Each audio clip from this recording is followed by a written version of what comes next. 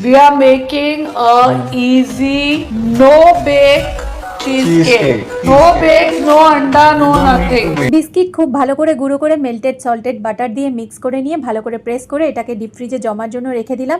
অন্যদিকে একটা মিক্সিং বোলে নিয়ে নিলাম পনির আর কিছুটা জল ঝরানো দই, আর সঙ্গে নিয়েছি একটু হানি। তোমরা এটা চিনিও দিতে পারো, আর দইয়ের পরিবর্তে হুইপ ক্রিমও দিতে পারো। এর সঙ্গে নিলাম একটু ম্যাঙ্গো, আর কিছুটা ম্যাঙ্গো ছোট ছোট করে কেটে টুকরো করে রাখলাম। কেন সেটা এরপরে দেখতে পাবে।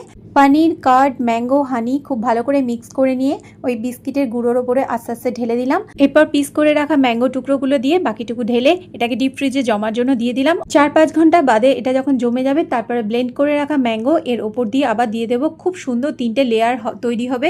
এরপর ডিপ ফ্রিজে 7-8 ঘন্টা রেখে এটাকে কাট করে সার্ভ করলেই বোঝা যাবে super delicious no bake mango cheese cake ready.